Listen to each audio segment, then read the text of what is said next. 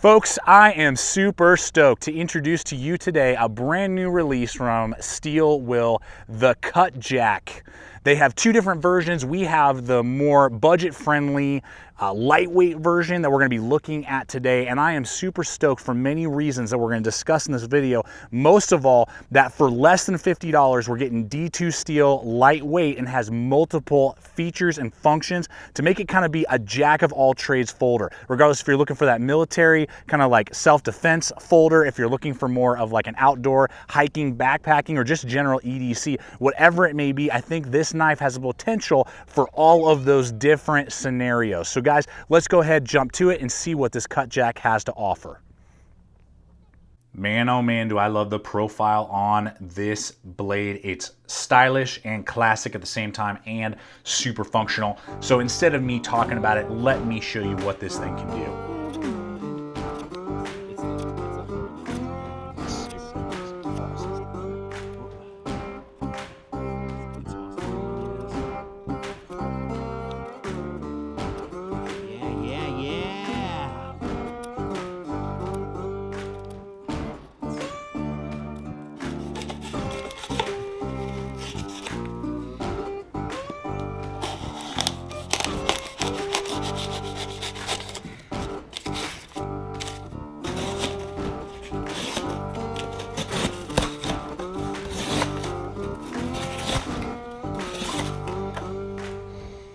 Seatbelt.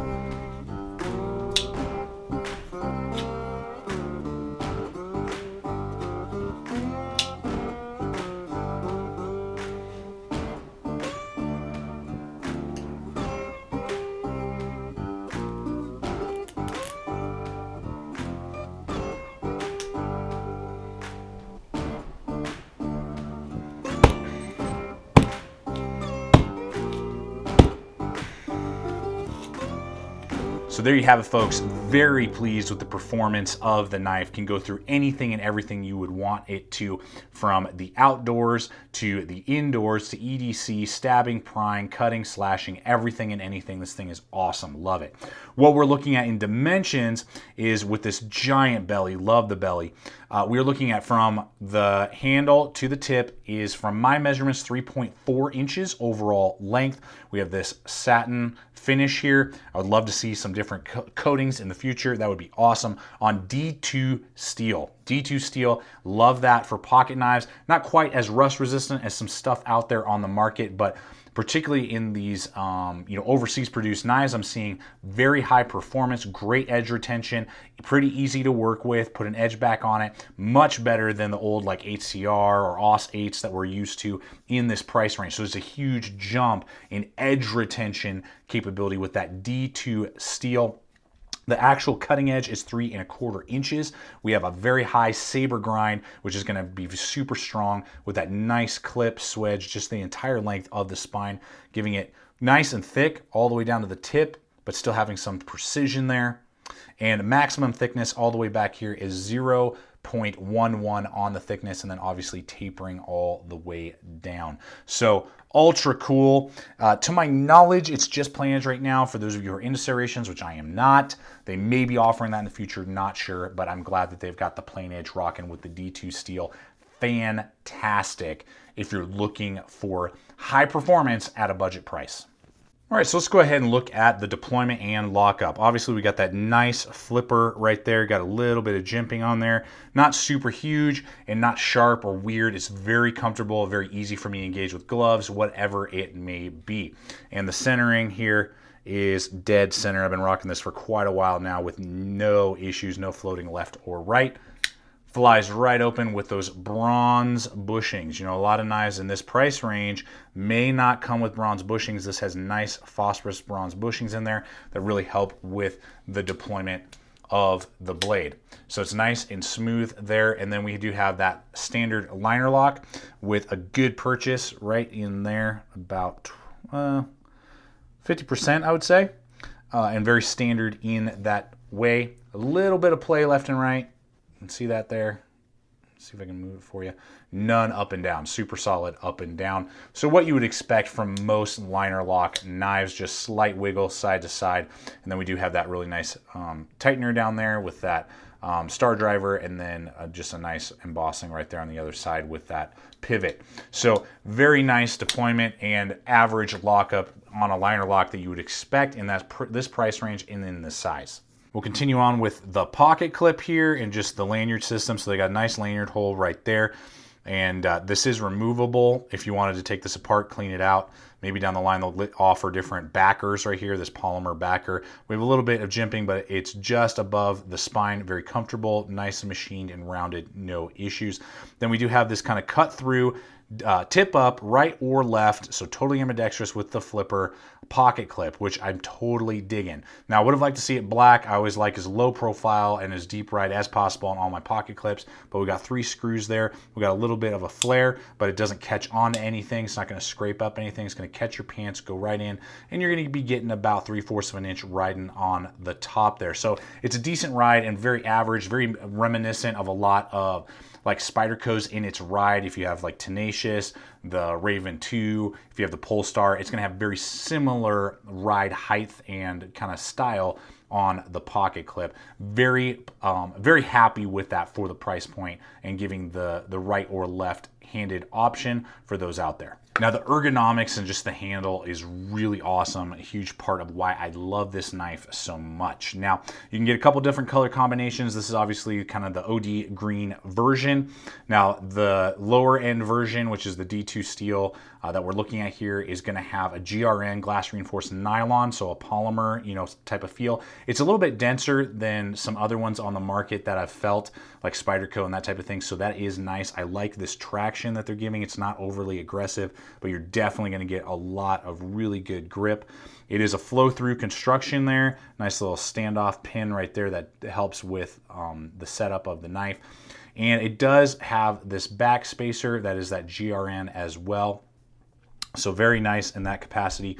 The overall length from back to front is going to be 4.6 and a half, so very decent in its overall length, not overly built, and going to give you a lot of real estate as we're about to look at here. And then the thickness as well is 0.44, so nice and slim in the pocket, not going to take up a bunch of real estate in that sense. It's not fat and bulky, and because it's that flow-through construction, that polymer, and they do have liners in there, but they've machined them out. Hopefully you guys can see it. I'm going to see if I can shine it in there. You can see that they've machined them out. This is going to come in at 3.7 ounces, so under 4 ounces for this size of a knife is very pleasing, and I'm very happy with that. But as you can see, with my large size hands, and I share that with you so you guys can determine how this will fit in your hand. Very nice. Got plenty of room, about 1 inch off the back to spare. Got a really good grip right here, that finger flipper. That flipper is going to act as an awesome guard right there, really lock me into place. The pocket clip's not going to bite in as I'm bearing down if I'm doing harder cuts.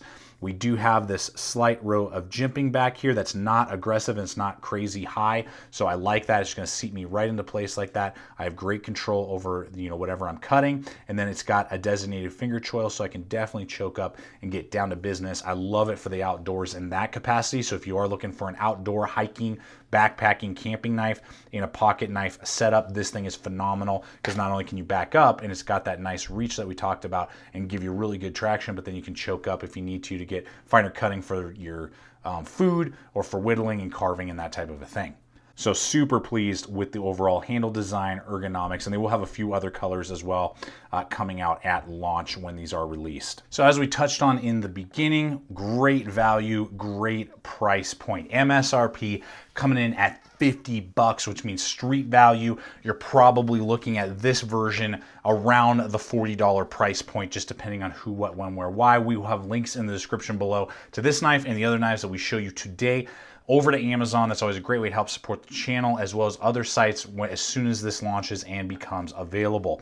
So I want to talk about, though, just value, because I'm sure some of you are kind of wondering, okay, there's so many knives, why do I like this so much? And honestly, for me, this is, if you were to tell me, bro, I got like $50 to spend or less, I need a do-everything knife, what do you recommend? Guys, I've reviewed so many pocket knives, handled so many knives in that budget realm, and I'm going to roll in a few here in just a second. This is the one I would recommend first off before you think of any others. So here's why. First off, Super classic, and I love Ontario, and I love the Rat Model 1. It is a great knife, and in the past it was AUS 8. Now it is D2 steel as well. So very competitive in its steel performance, all those type of things. Here's the deal, and they're going to come in about the same price. D2 version is going to be about $40, and we're looking at about $40 here. But this thing is a monster at over 5 ounces. It is super heavy in the pocket, and I just don't carry it because of that weight, and the handle is slightly longer. So it's just an overkill option for me. Still a great knife, but if I can get this, it's thinner as well, more EDCable. I have a true finger choil, so I can actually choke up and use it in finer detailed work. I have a high saber grind, which I prefer over full flats when I can get it. And it's got a flipper instead of thumb studs. So those of you with, even though this is ambidextrous thumb studs, it's just a little bit easier, I think, for those of you with that. You know, this one, I'm so far away from the blade, or I kind of got to use this kind of choke up like this. It's not really designed to be a choil, whereas this one has not only this move, but then a designated choil there. So, and again, at over an ounce lighter, and it's slimmer. I just dig it more and carry it way more often, the Cutjack, than I would the Rat Model 1. The other one I want to roll in here of similar price point at $45, so actually probably going to be a slightly more expensive knife, but is the Bird Raven knife owned by Spyderco. Now, as you can see here, very similar in size, very similar in weight at 4.1 ounces, but this has Teflon bushings, this has the bronze that we talked about, so the opening is much easier, and it has a smaller cutting edge at 2.75, if I remember correctly, versus 3.75. So you're getting almost half an inch more in cutting edge. And this is BD1 steel, which is more rust resistant than the D2 that we have up here, but the D2 will hold an edge longer than the BD1. Has a designated finger choil, very similar again, but it just is not as contoured. This has a much more contoured handle. This is more squared off and blocky, has a larger thumb ramp. And between the two, again, if you had to ask me which one would I prefer first, I would say the Cutjack. Now, these are all great, you know, do everything pocket knives. They can do outdoor stuff. They can do self-defense stuff. They can do EDC. They can do food prep. They can do all kinds of different scenarios. But for me, if you were just say, hey, where's the very first blade I should look at? For me, folks, it's got to be the Cutjack. You are going to see this blade in several more videos down the line, and concept videos, you know, budget, you know, idea videos, that type of a thing, just because I think it has so much going for what I personally look for in a knife. It's a one-stop shop at under 50 bucks.